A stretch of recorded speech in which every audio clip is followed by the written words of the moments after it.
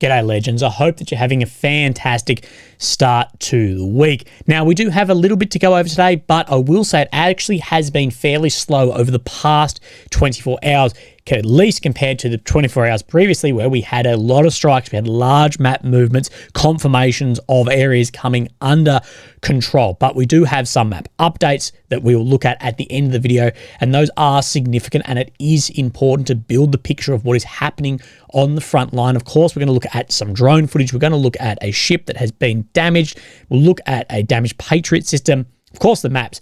We'll look over what I've been sent about Russia's goals with these energy grid strikes. And of course, we'll talk about the aid that passed yesterday and Zelensky's comments on this. So where I want to start, I just want to start on this Tumour salvage ship here. Now, rumors about this have been going haywire, and look, what we have as far as evidence is incredibly limited. Not that it seems to matter, but from the defense of Ukraine, another bad day for the Russian Black Sea Fleet, and you'll see that they'll never put a capital on Russian. But the Ukrainian Navy hit the salvage ship, the Tumour, in temporarily occupied Crimea. The nature of the damage is being verified. Despite being the oldest ship in the Russian Black Sea Fleet, the Tumour is the only rescue vessel of that class in the Black Sea.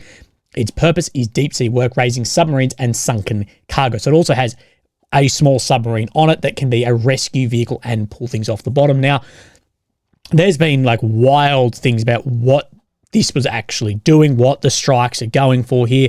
And look, we're just going to talk about this at length. We've got a little bit of footage here. This is the only footage that so far I've seen. I've not seen anything that is satellite or anything beyond this. So this is, you know, we're seeing it here on fire. We cannot tell the extent of damage, anything from what we're seeing here. We're seeing what is being said to be one of those top masts on fire. But again, very, very limited. And what Russia has said is that it was damaged and fire from falling debris, which could line up with this footage as well.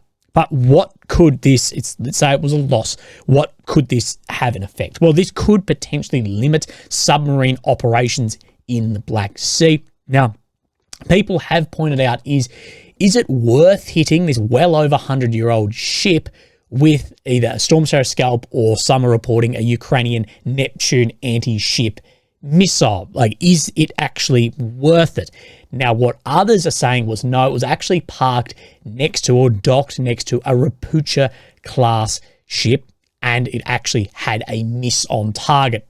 Again, not sure. I'm just going off what people are suggesting. Others are saying the location it's in, if it was on the bottom with these very tall masts that we see here, that it could block movement in and out of the port of where it is.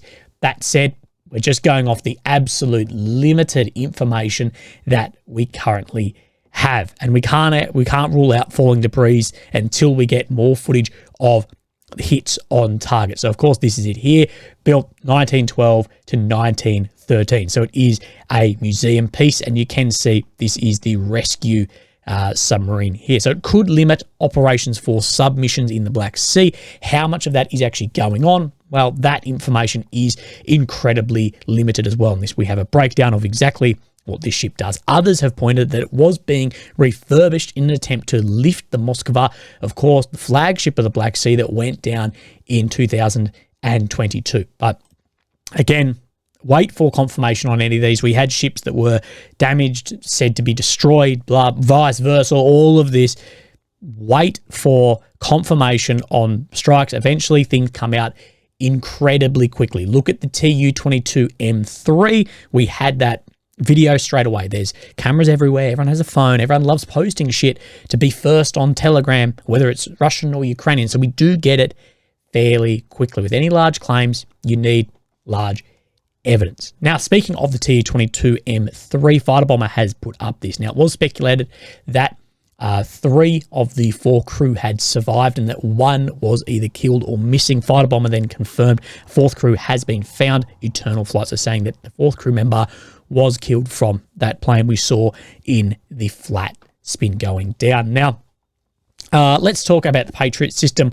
We know there's been a lot of claims about Patriots being hit. We've seen some footage that show near to where the Patriots are coming out that is inconclusive if it has been hit or not. And we saw that footage of the first Patriot launches being hit about a month ago. Well, in Pennsylvania today, similar to when we saw the first HIMARS coming off planes damaged, we see a Ukrainian Antonov plane here with then a HIMARS launcher coming off. That does show some visible damage to the front generator part of this, both here and in the front section here. So there has been some damage. Is this repairable? Well, unless you work for Lockheed or General Dynamics, I can't tell you. I have no idea. So there has been definitely some confirmed damage to that system that we're seeing there. Now let's talk about, let's have a look at this Ukrainian drone footage here. So this is just testing the drone here, but you can see that it is putting these boxes around people in the open, and this is where we know drones will eventually go. We know that drones will come through to the point of having automatic AI or helping the operator target people in the open, and that's where I believe in the future of war, we may not actually have infantry if we've got just thousands of drones everywhere. It just may not work. I just don't know. But first time I'm seeing something like this, where we are seeing this box targeting. Now, exactly what it is doing, I don't particularly know how advanced this is or is not, because my DJI will do similar, like you can draw a box around a car or a person and follow them, but this is the first time I've seen it on an FPV style, and whether this then can lock on and go in. But we do know that there is some level of AI targeting on the battlefield already occurring, and we've seen measures against that as too, we believe, as far as the tires on wings of aeroplanes a year ago, as well as things like the Batmobile, changing the nature of what it looks like on the ground can go around those. So we may see more of this, and we're sure that there's some level of targeting like this already. Let's look over what I was sent as an assessment of these Russian strikes against the Ukrainian energy grid. Now, this guy has been on the channel before, of course, will remain anonymous, but does do a fantastic job and helps me actually translate a lot as well. You've been talking about Russian missile strikes on Ukraine's power infrastructure lately, and I wanted to share some thoughts about them because I feel that most commentators are missing something important about them. Initially, some said they were part of a campaign of terror meant to frighten the population into surrendering. I think that's stupid. I don't know anyone who'd feel terror at the thought of a power blackout, except maybe some teenagers experience a severe TikTok withdrawal. Then people pointed out that Ukraine relies on mostly electric trains for logistics. That makes sense, but they also have some diesel trains. And as long as the power distribution network remains operational, even with greatly reduced production capacity, prioritizing electric trains to keep them running at the expense of other things shouldn't be too hard. The same would hold true for weapon factories and workshops, which can also use diesel generators. That's less efficient, more complicated and expensive, but there aren't millions of factories, so it shouldn't be too difficult to handle either. The fact that Ukraine has to disperse these facilities to make them less vulnerable to Russian strikes does complicate things a bit, but probably not to a critical degree. I think a very important purpose for these strikes, if not the main one, is actually to hit Ukraine's center of gravity. What does Ukraine desperately need more than anything else? What's the one thing Ukraine just cannot do without? I think the answer is cash. They can partially make up for the lack of shells with more FPV drones. They can do without planes so long as they have some air defense, which they cannot use ever more sparingly if missiles run too low. They can fight more defensively if armor becomes too scarce, but they need cash because they need to import essential goods. They're not producing them anymore or never did. They're running a huge budget and trade deficit, so dollars and euros are absolutely critical, lest they should fail to pay their soldiers and government workers, find themselves unable to import fuel, vehicles, food, and all the things that the population needs that Ukraine cannot make. And that's a great vulnerability for them, because it's one thing for Ukraine's Western sponsors to provide inexpensive, if a bit scarce at the moment, things like shells, bullets, or obsolete IFVs meant to be replaced anyway, or F-16s, which are also getting replaced by F-35s, because governments can always present these as low, no-cost operations to their populations. But aid packages of dozens of billions of dollars, euros, in cold hard cash, that's another story, particularly as many of these countries are facing tense economic and political situations. And I will add in here about the concern of corruption. It's one thing handing over IFVs, planes, shells. It's another thing in straight up cash. People will be more and more concerned about the corruption and accounting for this. So if you're Russia, how do you make this problem worse for Ukraine? You hit the economy. How? By taking away what modern economies need most: energy. You can't have enough diesel generators for every office, workshop, and factory in the country. And even if you could, the cost, logistics, and cost of said logistics would be prohibitive. If you're an average Ukrainian citizen, you can't do your job anymore because there's no electricity. You're not getting paid anymore. So instead of paying taxes, you need welfare. If you were producing something that was being exported, you're not bringing foreign currency into the country anymore. If what you were producing was also essential for Ukraine, it now needs to be imported. Multiply this by however many millions of Ukrainians may be affected by the lack of power, and you get into a situation where the country needs much more cash to just avoid complete collapse. How long will Western countries keep paying if the bill keeps getting larger every year, particularly if the front line keeps moving in the wrong direction at the same time? I'm not in the minds of Putin, Shoigu, Gerasimov, or whoever is making these decisions, but this is my interpretation of what they're doing with these strikes. And I really appreciate it. I'd love to know what you think about this. Now let's talk about US aid, ATACMS, Kerch Bridge, all of this, and we'll have a look at the maps as we go. NBC, I believe, with Zelensky, that thanked US political leaders on Sunday for approving an aid package to Ukraine. That's that $60.8 billion, saying, I think this support will really strengthen the armed forces. I pray that we will have a chance at victory if Ukraine really gets the weapon systems, which we need so much, which thousands of soldiers need so much. We know there's a huge shortage of systems on the front line and air defense. Also saying we need long-range weapons, not to lose people on the front line, because we have casualties because they cannot reach that far. Our weapons are not that long range. We need that and air defense. Those are our priorities right now. So things like ATACMS as well as Patriot systems, because we've seen that Russia has had a huge influx of its success in strikes in the air, as well as the initiative on the front line.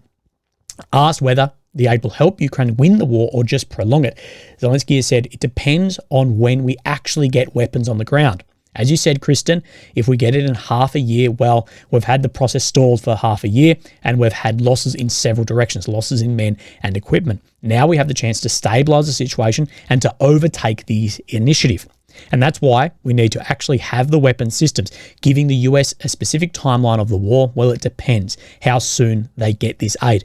There are so many variables, so many factors, and we will see people ask for what is actually going to be the timeline on this. Is this enough to have then Ukraine seize and take over the initiative, or just stabilise? I think the main goal right now for Ukraine should be trying to just stabilise that front line, because we are seeing, as Zelensky has said, Russia inching forwards. In another interview, but with NBC as well, and the Meet the Press, Zelensky said that the aid package would send the Kremlin a powerful signal that Ukraine will not be the second Afghanistan. Now, this was interesting. So if you don't know the history of Afghanistan, well, it goes back a very, very long time, but let's talk about relevant to this. So in Afghanistan, the Soviet Union invaded Afghan in 1979. The US then funded the Mujahideen fighters, having a proxy war with the Soviets during the Cold War. Eventually, a decade later, the Soviets then withdrew. A civil war ensued all throughout Afghanistan, with eventually, of course, you've all heard of the Taliban, with eventually then the US-led coalition, and Willie at one point deploying into Afghanistan.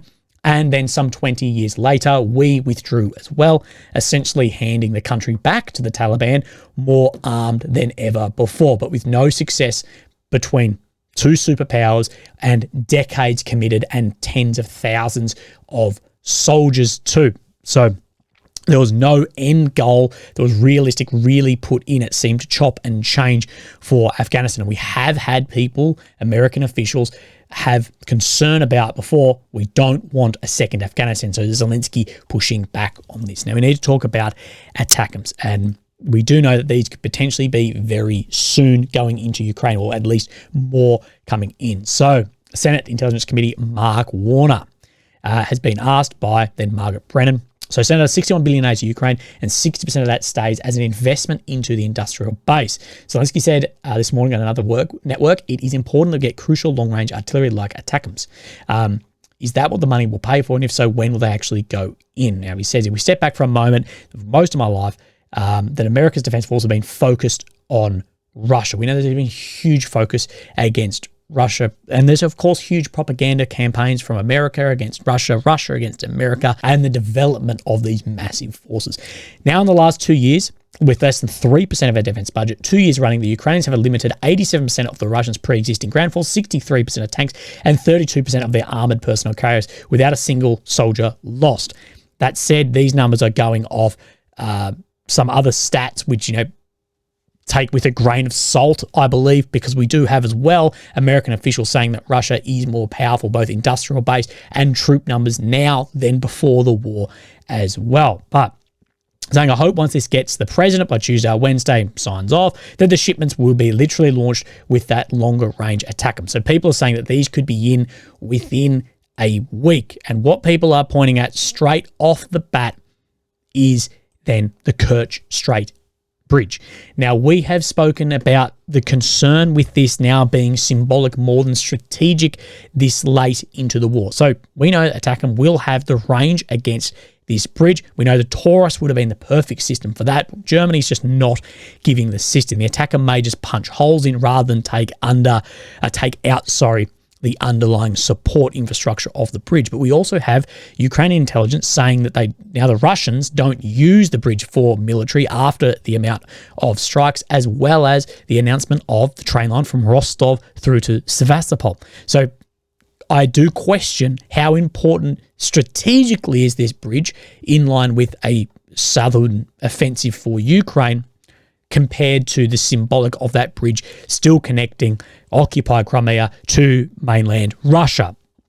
There is a question, an argument to be had. Now, let's have a look at the maps, and we don't have that much to go over in this, but multiple Ukrainian officials have said that Russia's key goal is to get Chasiv Yar by May 9th, which of course lines up with Soviet-Russian Victory Day. So here we have Ukraine in the center, the capital of Kyiv. Red areas occupied since 22 and purple since 2014. And Chasiv Yar, where we're speaking about, is down on the Bakhmut front here, where we have seen a Russian break-in, as well as the FABs absolutely flattening areas from here from Russian aviation. Now, in this direction, we don't see any movement update over the past couple of days on this map. So then we'll just come down to the south here. And of course, this is the Avdiivka front, which is moving out, trying to envelope this amount of flat open territory between Semenivka, Urmansk, between the first and second line. Of course, Russia is trying to push down this railway here. So let's step back. This is today's. Let's step back to yesterday. And what we see is an expansion of control out in the north up this train line, as well as an expansion of control out from Pervomayski here as well. Now, people said this pocket, there's no Ukrainians left in this, that it has been moved out, and Russia are conducting combing operations between Nevelsky and Pervomayski. And here, I can't confirm that, but we do know this has moved out in the north. That lines up with maps we have released over the past day or two. Now, in this northern push, this lines up almost exactly with what Syriac map is showing. Of course, this movement into these first blocks here. Russian army made new advances in the southern streets of Oshchestiny, trying to reach the train station. So we know there has been a break in there. And one thing I'll talk about when we look at, say, Novomayalivka, is time between break-in and then occupying speeds up a hell of a lot faster than just the break-in. So we've been tracking Novomayalivka for now a long time, talking about this. And we remember when the Russians sat somewhere down along here and along here, tried to do a southerly push, made some ground and then got pushed back out, tried to then do a westerly push and then came down from the north as well. That the break-in was the most difficult part. Now the break-in was in a couple of weeks. Now we've seen Novomayalivka come under, I'm going to say, complete Russian control if we go by this map. Some will doubt this with some of the areas just to the north, but as far as strategically, this has come under Russian control, even if there is some presence. So we look back from yesterday to today, we do see a major shift here of movement out to the west and between Solidoki, as well as Novomayalivka here. Now, one thing I did want to look at is I had some footage yesterday that I showed you that showed that I didn't have translated And we just have this guy here who we have from the photograph saying, we took Novomalyivka, we're leaving it.